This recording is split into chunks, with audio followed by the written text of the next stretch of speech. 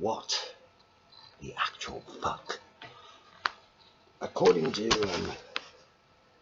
still unsubstantiated allegations, it appears that Russia, within a week, will be installing its president of the United States. The suggestion being, of course, that having successfully scuppered Hillary Clinton, who had severe limitations of her own, reasons not to elect Hillary anyway. We all know about them. More of the establishment, more of the old military-industrial complex, wearing a lipstick smile. But that was not to be, because we had the beast, the great beast, the Trump of doom, unleashed upon us. And so there's the first allegations, and of course the second part of the jigsaw puzzle, the Kremlin doll within the doll, turns out to be that all along in the past, perhaps, or at least as far back as 2013, Putin had cunningly compromised comprazole or something. I'm not ready for. I've discovered a new word today, comprazole. So that's like a cheap disinfectant on sale in the former Soviet Union, but it's in fact comprazant. My dear First Lady, I just kidding. Having not watched. Anyway, we're getting distracted, as you can see, by off-screen whispers. But back to the subject at hand, which is very serious, if not apocalyptic.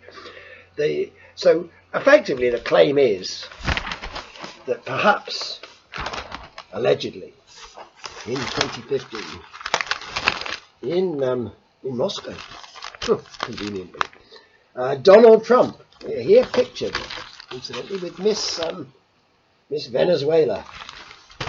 Here he is with Miss Venezuela. He's pointing at her, and those of you who know Donald will probably say Donald may have been making one of his famous. Oh, I'm in trouble there. Oh no, there we are. Donald making one of his famous sort of bits of banter repartee, probably saying, "Yes, Putin, pay this pussy so I can grab her," that sort of thing. But well, maybe I'm not saying just because it would be libelous to say that Miss Venezuela had anything to do with this, other than standing next to Trump. But perhaps after the party, according to BuzzFeed and other allegations, it may well be that things went on in a hotel room that Mr. Trump thought were private. What happens in Moscow stays in Moscow, sort of thing. Not realising, probably never having seen James Bond films, because if that was me, I'd have known. If some sort of Russian oligarch comes to me and says, "Well, Mr. Putin says you can grab my pussy anytime," I say, "Well, thank you very much, dear. But actually, no, I think I'll just stay home with a cup of tea." I'm English, you see.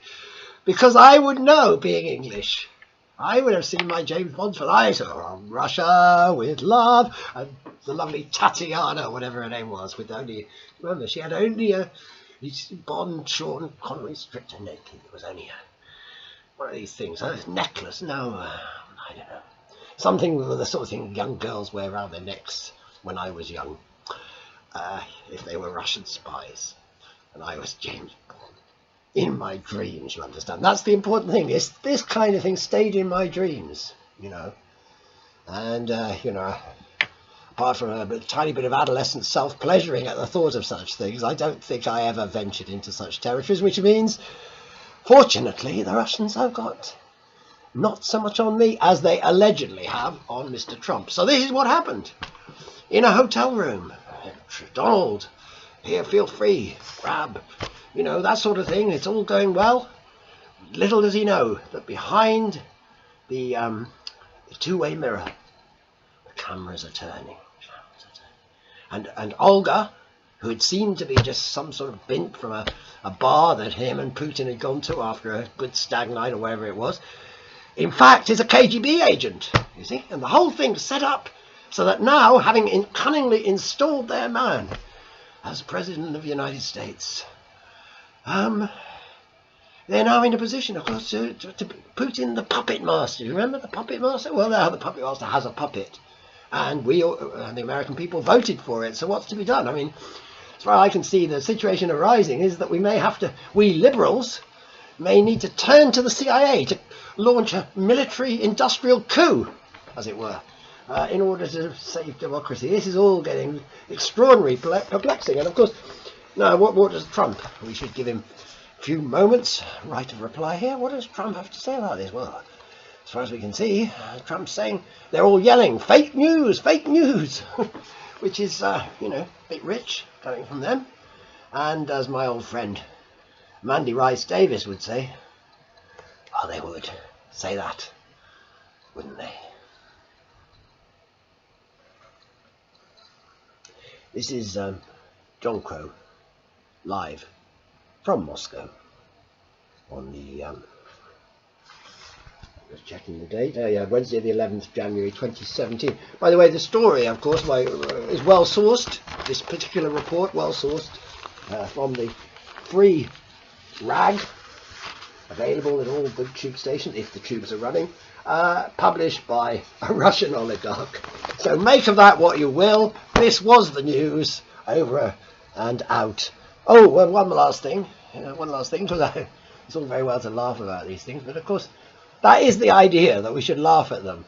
In fact, the entire thing is an enormous distraction, bread and circuses, a sort of a porn reality show featuring the President of the United States and the half-naked bromance with Vladimir Putin, and the whole thing to distract us from the simple reality that this world is going to hell in a fossil-fueled handcar.